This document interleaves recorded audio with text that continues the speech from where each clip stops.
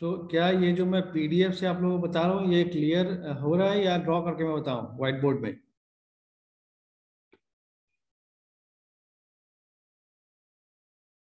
Clear है sir. Means PDF से clear है ना? क्योंकि बहुत सारे केस में होता है कि पीडीएफ से में भी समझ में नहीं आता है। अगर कोई प्रॉब्लम हो रहा हो तो आप लोग बताएं, मैं ड्रॉ करके बताऊंगा। ठीक है, तो let me share the PDF again. Okay, so I think all of you got understood that why there is need of preset and clear. Are you able to see the PDF? Yes sir. Yes, sir. So as from this name preset and clear, क्या आपको इस नाम से समझ में आ रहा है कुछ? What is the working of this preset and what is the working of this clear? कोई बता सकते हैं? What is mean by this preset?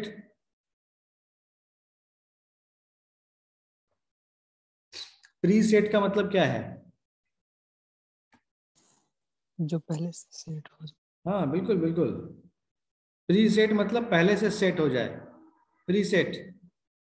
और क्लियर में क्या होगा? प्रीसेट मतलब क्या है कि जो आउटपुट है वो पहले से क्या होगा? सेट होगा। अगर ये 1 है तो ये 0 होगा। ठीक है, preset means it will set the output when it is switched on. Okay, और क्लियर का काम क्या होगा? क्लियर क्या करेगा? It will clear the output. Clear मतलब output will become 0। So if Q is 0 then Q bar will be 1। तो यहाँ पर प्रीसेट और क्लियर से हम समझ रहे हैं इस क्यू को लेकर। ठीक है, हम इसे नहीं समझना है, क्यू बार को नहीं। So we are pretending about the output Q. So if preset is active, if it is active, अगर ये एक्टिव है तो आउटपुट में हमें 1 मिलेगा when the circuit is switched on. और क्लियर जब एक्टिव होगा तो हमें आउटपुट में क्या मिलेगा? जब ये एक्टिव होगा तो हमें आउटपुट में 0 मिलेगा। ठीक है, तो ये एक्चुअली इसका इस्तेमाल हम काउंटर्स में करते हैं ज़्यादा, कि हमें अप काउंटर बनाना है या डाउन काउंटर बनाना है। तो अगर हमें डाउन काउंटर बनाना हुआ तो हम प्रीसेट का इस्तेमाल करेंगे, और अगर हमें अप काउंटर बनाना होगा तो क्लियर का इस्तेमाल करेंगे। तो अब डाउन काउंटर और अप काउंटर ये हम लोग देखेंगे आगे। ठीक है, so based upon the requirement this preset and clear will be taken into active status. So this preset and clear both are active low. मैंने क्या कहा? both are active low. इसका क्या मतलब है? this preset and clear operation these both are active low. इसका मतलब है कि ये एक्टिव तब होंगे जब ये लो होंगे। ओके, इसका मतलब मैं क्या कह रहा हूं? Okay, from the block diagram you will it will be more clear to you.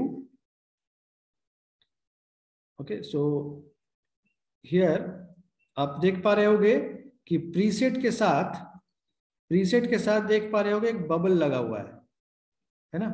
Clear के साथ देख पा रहे होगे एक बबल लगा हुआ है।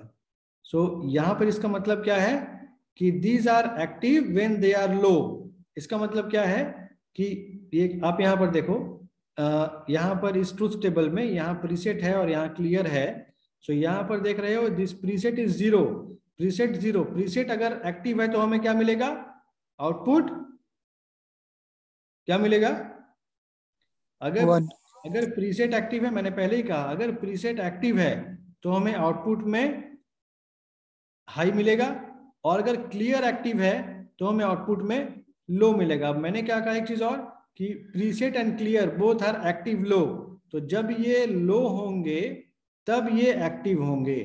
ठीक है, यहां पर देखो, यहाँ ये 0 है तो ये क्या है? अपना काम कर रहा है। So both of these are active low, मतलब when they are low in that case they are active. ठीक है, तो in the case when we want the preset to be active, in that case whatever be the value of the S and R values, इस S और are value के according हमें output नहीं मिलेगा। क्यों? क्योंकि यहाँ पर प्रीसेट जब एक्टिव होगा तब आउटपुट विल बी सेट।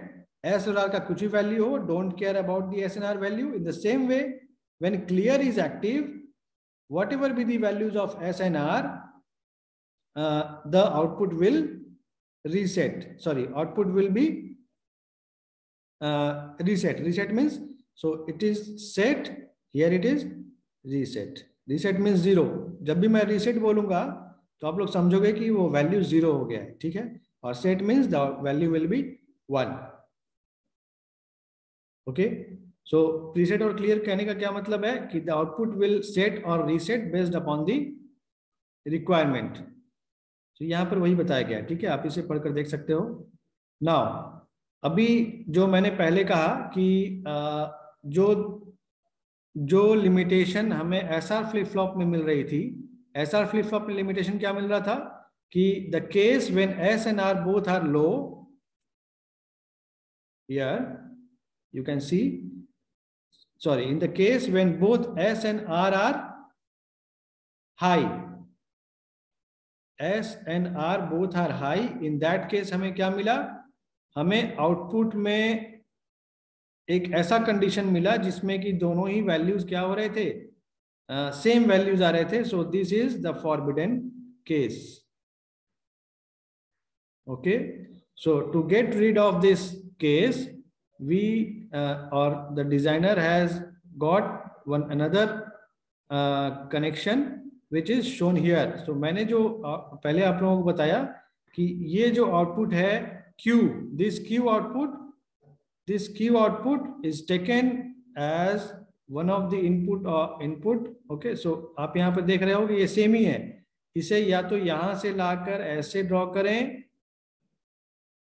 या यहां से ऐसे ड्रॉ करें। ये देखो आप, एक ही बात है।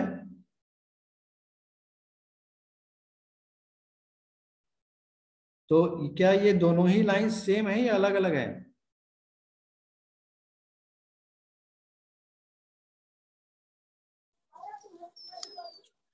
दोनों का पर्पस सेम है या अलग अलग है? सेम है पर्पस सर, सेम है, क्योंकि आप यहाँ देख रहे होगे कि सेम ही कनेक्शन है। तो जो मैंने आप लोगों को बताया कि यहाँ इस क्यू बार से हम डायरेक्ट यहाँ से ऐसे जा रहे थे, तो वहाँ ऐसे नहीं जाकर इसने क्या किया, ये यहाँ से लिया गया, यहाँ से ऐसा लिया, चूंकि ये सेम ही है तो ये यहाँ से ऐसा जाकर लगा दिया है, तो वो दोनों सेम ही है, ठीक है। सो इसके लिए परेशान नहीं होना है। तो यहाँ पर हुआ क्या कि जो आउटपुट आ रहा था उसे फीडबैक किया गया। Okay, so the limitation of SR flip flop is overcome in JK flip flop. अब यहाँ पर आप देख सकते हो कि ये कैसे ओवरकम हो रहा है। तो जब हम यहाँ पर वैल्यूज प्रोवाइड कर रहे हैं, so okay, let me do it here. So यहाँ पर मैं ट्रूथ टेबल ड्रॉ कर लेता हूँ। वी हैव द जे के, okay, we have the clock input also।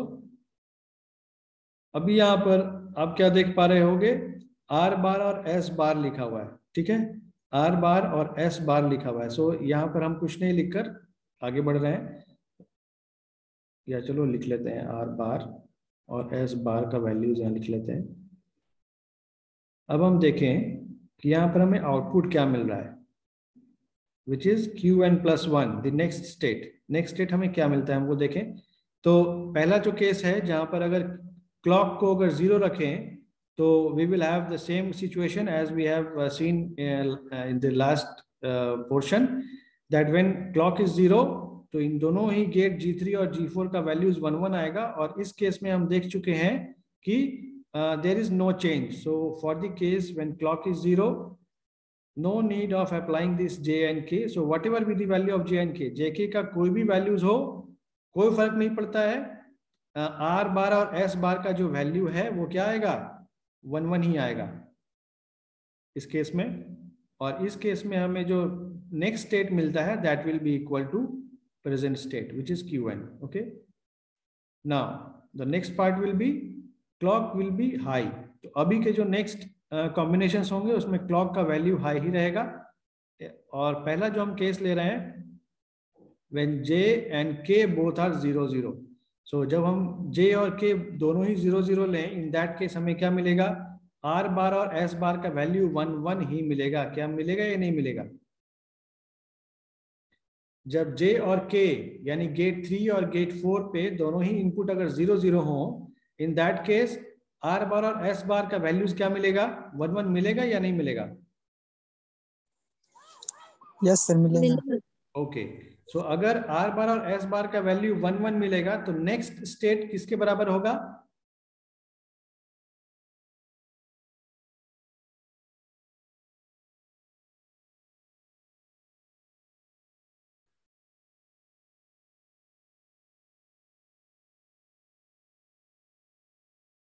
ये नहीं मालूम है, ये नहीं मालूम है ना?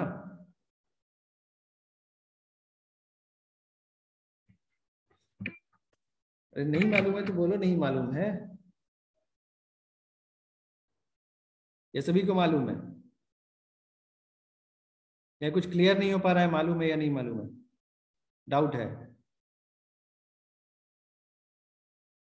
कोई बोलते ही नहीं है।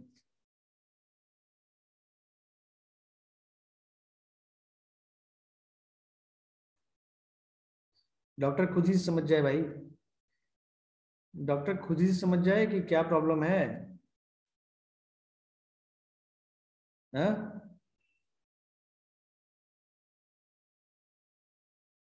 चलो डॉक्टर खुद ही समझ जाता है। सो ये मैंने भी पहले जस्ट डिस्कस किया था इस पर्टिकुलर केस को। जब यहाँ पर 1 1 हो, जब यहाँ पर 1 1 हो तो इस केस में क्या होगा, अगर Q का वैल्यू, अगर Q का वैल्यू यहाँ पर 0 है तो क्या होगा, this 0 will feed back here, और यहाँ पर G2 का जो आउटपुट आएगा वो क्या हो जाएगा, 1 आएगा। 1 क्यों आएगा? क्योंकि हमने Q को क्या माना, अभी Q को हमने 0 माना, तो Q को जैसे ही 0 मानेंगे तो Q बार का वैल्यू कितना हो जाएगा, 1 हो जाएगा। और ये 1 और यहाँ पे ऑलरेडी ये 1 है, तो ये दोनों ही, अभी हम प्रीसेट को ओमिट कर रहे हैं, ठीक है, प्रीसेट को ओमिट कर रहे हैं, इसको हम कुछ नहीं ले रहे हैं। तो यहाँ पर क्या होगा, ये दोनों ही 1 1 है, तो ये क्या रहेगा, ये 0 का 0 ही रह गया। हाँ, अभी अब फिर से हम यहाँ पर 1 लेते हैं, ठीक, हमने पहले 0 लेकर चेक कर लिया, अब हम 1 लेकर चेक करते हैं। अगर इसे हम 1 ले रहे हैं तो ये क्या होगा, 0 होगा। अब यहाँ पर अगर 0 है, अगर ये 0 है तो गेट 1 का इनपुट क्या है, एक 0 हो गया, मतलब नेक्स्ट स्टेट यहाँ 1 ही आएगा। और यहाँ पर ये 1 1 होगा, ये भी 1 है और ये भी 1 है, तो ये क्या होगा, हमने अभी ये 0 था, ये 0 ही रह गया। तो हम क्या देखें कि प्रेजेंट स्टेट जब हमने 1 लिया तो next state, sorry, present state जब हमने 0 लिया तो नेक्स्ट स्टेट भी 0 आया, और प्रेजेंट स्टेट जब हमने 1 लिया तो नेक्स्ट स्टेट भी क्या आया, 1 आया। इसका मतलब क्या है कि when j and k both are 0 0, in that case the next state, the value of next state will be equal to the present state. Okay, ठीक है। अभी नेक्स्ट पोर्शन लेते हैं। नेक्स्ट पोर्शन क्या ले रहे हैं, क्लॉक तो हाई ही रहेगा, J और K, J का वैल्यू 0 और K का वैल्यू 1। अभी यहां पर लें J का value 0। Okay, let me delete some of the portions.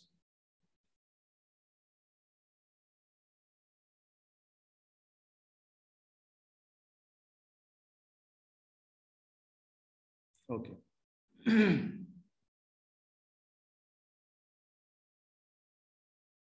तो यहां पर अभी क्या मिलेगा, आप में से कोई बताए कि R बार और S बार का वैल्यू क्या मिलेगा, R बार का वैल्यू क्या मिलेगा,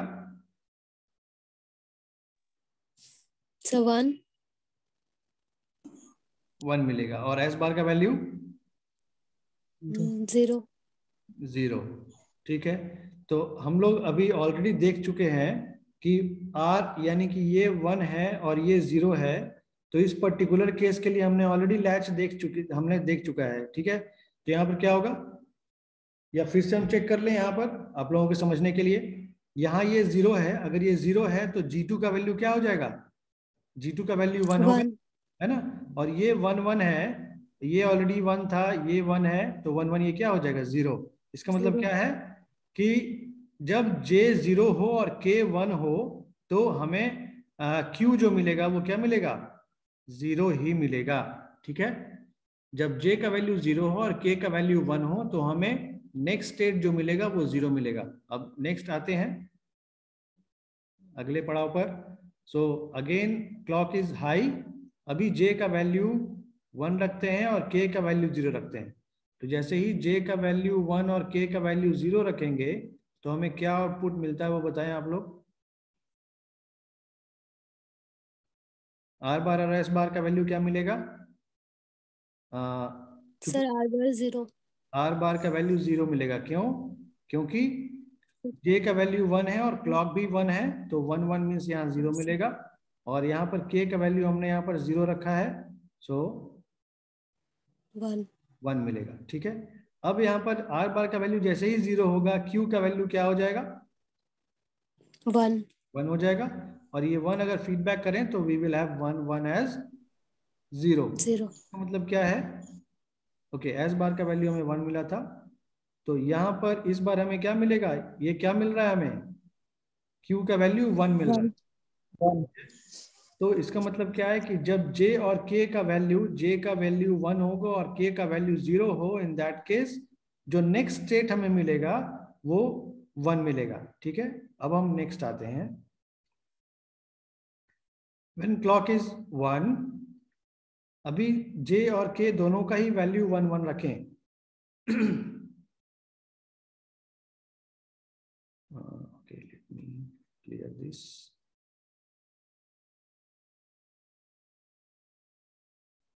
J और K दोनों का ही वैल्यू हम 1 1 रख रहे हैं। Okay, let me change the colour. दोनों का ही वैल्यू 1 1 रख रहे हैं। अभी क्या होगा? हम अभी तक क्या देखे कि गेट G3 और G4, गेट G3 का जो आउटपुट है वो किसके किसके ऊपर डिपेंडेंट है? 3 इनपुट्स हैं यहाँ पर। G3 के इनपुट में 3 इनपुट हैं, एक ये वाला और एक ये वाला। तो हम क्या देख रहे हैं, उनमें से ये दो इनपुट्स 1 और 1 है। तो अब जो G3 का जो आउटपुट है वो डिपेंडेंट होगा किसके ऊपर? फीडबैक वाले टर्मिनल के ऊपर, इजंट इट? क्योंकि दोनों ही गेट के इनपुट्स पर क्लॉक भी हाई है और J और K का भी वैल्यूज हाई है। तो इस बार गेट G3 और गेट G4 का जो आउटपुट है वो डिपेंडेंट होगा फीडबैक टर्मिनल के ऊपर, ठीक है, फीडबैक टर्मिनल के ऊपर। तो अभी अगर हम मान लें कि Q का वैल्यू 0 है, ठीक है। अगर Q का वैल्यू 0 मान रहे हैं तो Q बार का वैल्यू 1 होगा। अगर Q का वैल्यू 0 मान रहे हैं तो आप मुझे बताएं कि गेट G4 का आउटपुट क्या होगा, क्योंकि Q किसके साथ फीडबैक है? Q यहां आ रहा है और Q बार यहां पर आ रहा है, ठीक। इस लाइन पर Q है और ऊपर वाले लाइन पर Q बार है, फीडबैक हुआ है। सो गेट 4 का आउटपुट क्या होगा?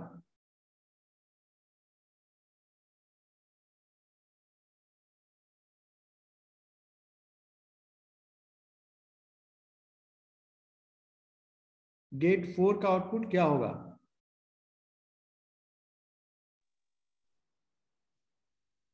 One.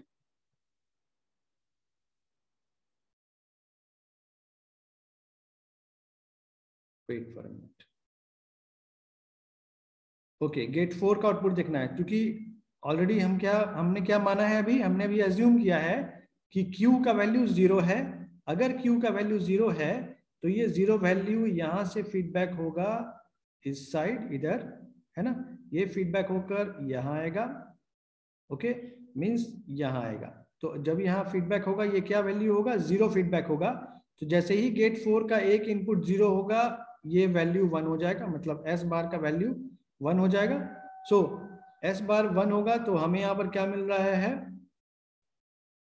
और इस गेट G2 का वैल्यू क्या होगा? आउटपुट 0. G2 का वैल्यू 0 होगा। सो G2 का वैल्यू, अगर G2 का आउटपुट, हाँ G2 का जो एक इनपुट है ये 0 होगा, तो G2 का आउटपुट क्या होगा? 1 ही तो होगा। क्यों? क्योंकि किसी एक नैंड गेट का अगर एक भी इनपुट 0 हो तो आउटपुट क्या होगा? 1 होगा। ओके, सो यहां पर Yep. ये अगर ये 1 है, now we will have a 1 here, और क्यू बार का वैल्यू हमारे पास क्या मिल रहा है? क्यू बार का वैल्यू 1 है, तो तीनों ही 1 हो गए, मतलब ये क्या हो गया? 0। अगर ये 0 है, इसका मतलब क्या है? गेट 1 का आउटपुट क्या आएगा? 1. ये हो गया क्या? 1। 1. इसका क्या मतलब है? कि जो भी प्रेजेंट स्टेट था वो स्टेट चेंज होकर 1 आया। नाउ अब ये फिर से ये 1 यहाँ फीडबैक होगा, तो we will have a 1 here also, 1 here also, then after this 1 we will have a 0। Okay, in the second case मान लेते हैं प्रेजेंट स्टेट अगर 1 होता। Okay, let me change the colour. मान लें प्रेजेंट स्टेट जब अगर 1 होता, अगर ये 1 होता तो क्या होता? अगर ये 1 होगा तो यहाँ 0 होगा। Now this 0 will get feedback to this G3, और ये जैसे ही 0 होगा इसका वैल्यू क्या हो जाएगा? इसका वैल्यू होगा 1। इसका मतलब क्या है? ये 1 है and here we have a feedback as 0। So 0 है, इसका मतलब क्या होगा?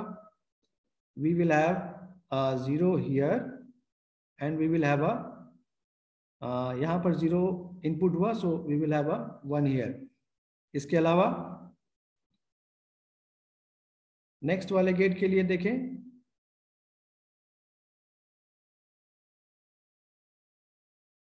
यहाँ पर हमारे पास ऑलरेडी 1 है, so this 1 will get feedback here. Okay, gate G3 का हमने आउटपुट देख लिया। What will the output of gate G4? G4 में क्या मिलेगा? G4 का आउटपुट, G4 में क्या क्या फीडबैक हो रहा है? G4 में है एक क्लॉक, और एक है K, और एक है Q। So what is the value of Q here? Well, value of Q is 1, हमने माना है 1, so this 1 will get feedback here. So 1 1 1 means we have a 0 here. So in this case what you can observe that यहाँ पर ये जो value मिला ये gate G2 का वैल्यू मिला। तो G2 में हमें इनपुट क्या मिल रहा है? एक 0, और so one of the input is 0, so the output will be 1, and again this 1 will feedback here. So यहाँ से भी हमें एक 1 मिल रहा है, और एक 1 यहाँ से हमें ये वाला मिल रहा है, ये भी 1 मिल रहा है। So this will become a 0। इसका क्या मतलब है कि आप क्या देख पा रहे हो कि जब हमने 0 लिया तो हमें नेक्स्ट स्टेट क्या मिला? 1, और जब हमने 1 लिया तो नेक्स्ट स्टेट हमें क्या मिला? 0। इसका क्या मतलब है कि we will have a toggle. यहां पर जो नेक्स्ट स्टेट मिल रहा है this Qn+1, this is toggle. Toggle means what?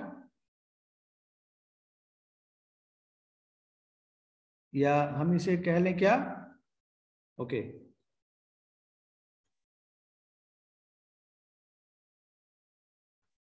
This is Qn bar. Qn bar कहने का क्या मतलब है कि हमने जब प्रेजेंट स्टेट लिया था 0, तो नेक्स्ट स्टेट में मिला हमें क्या? 1, और जब प्रेजेंट स्टेट हमने लिया 1, तो नेक्स्ट स्टेट क्या मिला? 0। यानी कि जो प्रेजेंट स्टेट नेक्स्ट स्टेट मिल रहा है, this next state is nothing but the complement of the present state. So complement of the present state, इसका मतलब है कि जो नेक्स्ट स्टेट जो है वो मिल रहा है हमें प्रेजेंट स्टेट का कॉम्प्लीमेंट। ठीक है, so this is the thing which is introduced when the outputs are fed back to the input।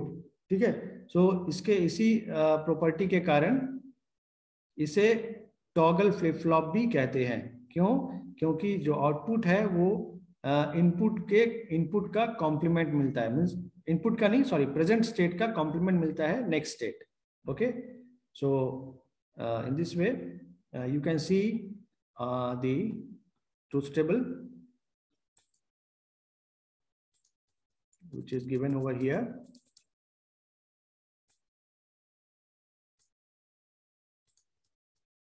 तो यहाँ पर जो आप ट्रूथ टेबल देख रहे हो, इस ट्रूथ टेबल में Qn का प्रीवियस आउटपुट का भी वैल्यूज दिया गया है.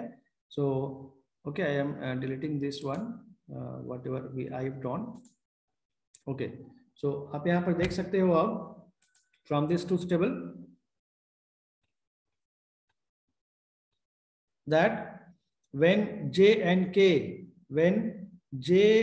K inputs are low, present state is 0, so the next state will be a 0. और यहाँ पर जब देख रहे हो J और K का वैल्यू 0 ही है, प्रेजेंट स्टेट का वैल्यू जब 1 लिया गया तो वो क्या मिला, 1 ही मिला. आप यहाँ पर देख सकते हो. तो इसका क्या मतलब है कि जो प्रेजेंट स्टेट है, यानी कि J और K जब 0 और 0 है, in that case next state will be equal to the present state. Okay, the second case, when J is 0 and K is, when J is 0 and K is 1, in that case we have a 0 at the next state. In the third case, when J is 1, K is 0, in that case we have a 1 at the output. Or last case, when J and K both are 1 1, we have the complement output. Okay, तो ये जो first वाला state है जिसमें कि हमें next state मिल रहा है प्रेजेंट स्टेट के बराबर, इसे हम कहते हैं no change. So this is the state of no change. This is the state of set. This is the state of reset. And this is the state of toggle. Okay. So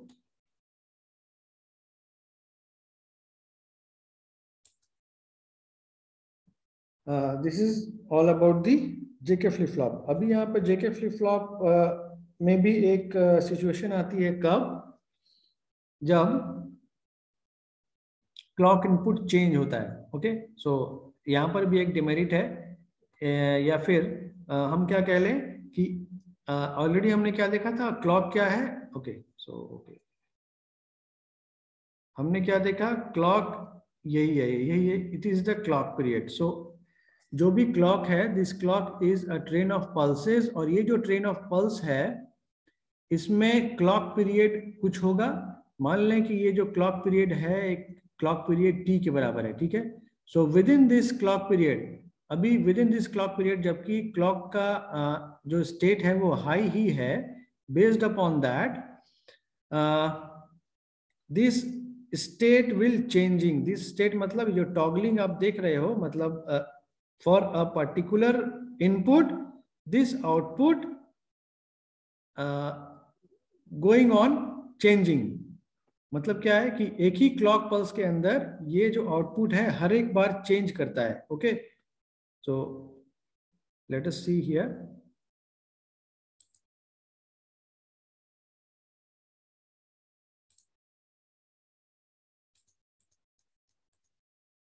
So we have already seen this. Okay, so यहाँ पर एक demerit आती है जिसे हम कहते हैं race around condition. Okay, the situation is called the race around condition. So what is this race around condition? So in the truth table of JK flip flop, shows that when J is equal to 1 and K is equal to 1, the next state Qn plus 1 is equal to Qn bar, जो कि हमने अभी देखा. So this is for Jn is equal to 1 and Kn is equal to 1. The JK flip flop acts as a toggle switch. So toggle switch की तरह काम करता है. कैसे? तो consider the JK as 1 1, the output Q. After the propagation delay delta t of flip flop, it is twice the delay of NAND gate. Okay, so the output will change from 0 to 1. Since in JK flip flop output is connected to inputs, so this output acts as input, and after the next delay delta t, the output will change from 1 to 0. So the thing is what? The thing here is what? Okay, let me show you in the picture.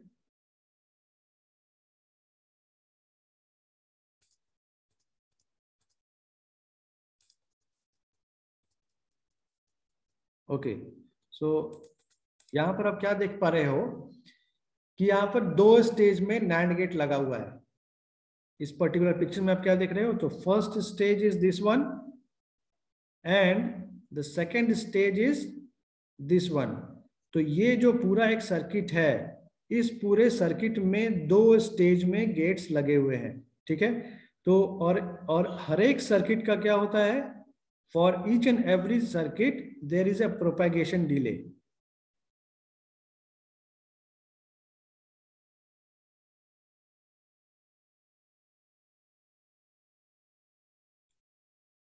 Propagation delay. So what is meant by this propagation delay? This is the time required for time delay in between giving the input and producing the output. So input जो हम apply किए, उस input से output तक पहुंचने में जो समय लगता है, that is known as the propagation delay time. Okay, so यहाँ पर जो भी प्रोपेगेशन डिले टाइम होगा इस पर्टिकुलर गेट का, that will be twice of the NAND gate. So ये नैंड गेट जो यहाँ पर हमने लगा रखा है 2 स्टेजेस में, फर्स्ट स्टेज और सेकंड स्टेज में, तो फर्स्ट स्टेज का जो प्रोपेगेशन डिले टाइम होगा that will be equal to the second stage, क्योंकि यहाँ पर दोनों ही नैंड गेट लगे हैं, दोनों ही स्टेज में। सो प्रोपेगेशन डिले जो होगा इस सर्किट का डिपेंड करेगा कि हर एक गेट का प्रोपेगेशन डिले टाइम कितना है, ठीक है। सो नाउ अभी यहाँ पर हमारे पास जो क्लॉक हमने इस्तेमाल किया है, यहाँ पर जो हमने क्लॉक इस्तेमाल किया है, इसी का अगर इस एक पोर्शन को अगर बड़ा करके दिखाया जाए तो we will have this type of pulse. Okay, इसी पल्स को हमने क्या किया, एनलार्ज करके दिखाया है। मान लें इस पल्स का एक टाइम पीरियड है t, so within this time period t the output changes randomly, that is from 0 to 1 and 1 to 0। ये जो आउटपुट है, this output keep on changing based upon this input. तो जो भी input यहाँ apply किया जा रहा है, उस इनपुट के अकॉर्डिंग यहाँ पर एक ही क्लॉक पल्स के अंदर जो आउटपुट्स हैं वो बार बार चेंज करते हैं 1 और 0 के बीच में। Okay, so this is the operation of toggling. ठीक, ये एक ही क्लॉक पल्स के अंदर आउटपुट्स मल्टीपल टाइम्स चेंज करते हैं, so this operation is known as the toggling. Okay, so ये इस फ्लिप फ्लॉप की का डिमेरिट है that the output toggles between 1 and 0 within a single clock pulse। okay, so इसे हम कहते हैं क्या, there is a race between 1 and 0, there is a race between 1 and 0, so this is known as race around condition। ठीक है, और इसी race around condition को दूर करने के लिए इस बार एक नया फ्लिप फ्लॉप आया जिसे कहा गया master slave flip flop.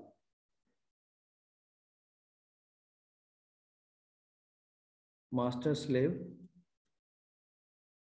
Flip flop, ठीक है। तो ये हम लोग नेक्स्ट क्लास में देखेंगे, master slave flip flop. So before wrapping up the lecture, हमने सबसे पहले देखा SR flip flop. So SR flip flop में डिमेरिट क्या था कि एसआर फ्लिप फ्लॉप में when both the inputs are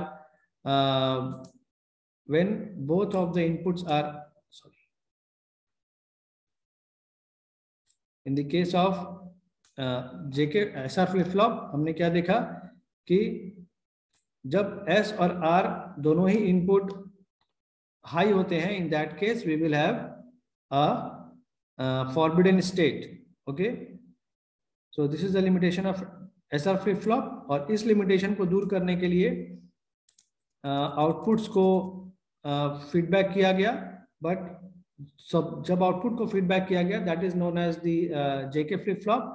और इस जेके फ्लिप फ्लॉप में जो लिमिटेशन आया that is the limitation of race around condition. So this race around condition is what, so when J and K both of the inputs are high, in that case the output toggles between 1 and 0 within one clock pulse, एक ही clock pulse के अंदर output बार बार change होता है between 0 and 1. So there is a race between 0 and 1.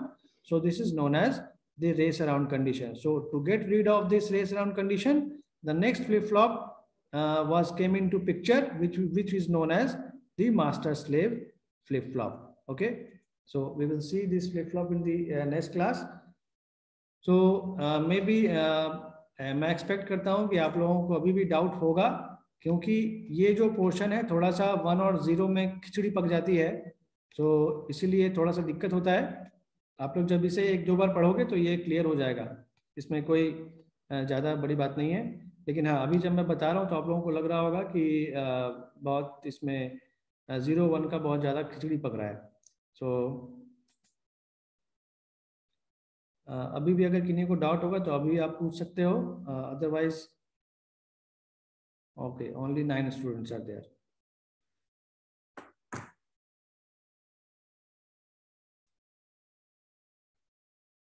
I think doubt होगा सभी को, yes और no? थोड़ा थोड़ा. तो बुक में पढ़ोगे, बुक से पढ़ोगे.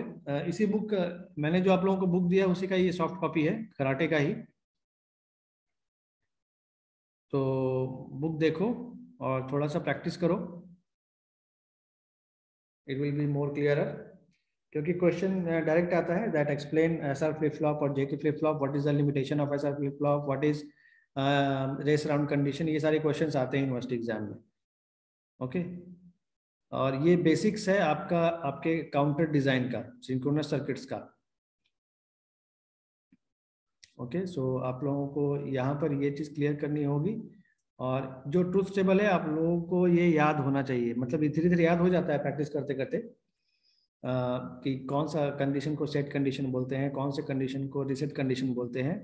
सो ये आप लोग देख लोगे. और आई थिंक थोड़ा थोड़ा आप लोग रिवाइज करते रहो. बुक जो भी आप लोगों के पास जो भी बुक है वो बुक आप लोग देखते रहो, सो दैट आप लोगों को थोड़ा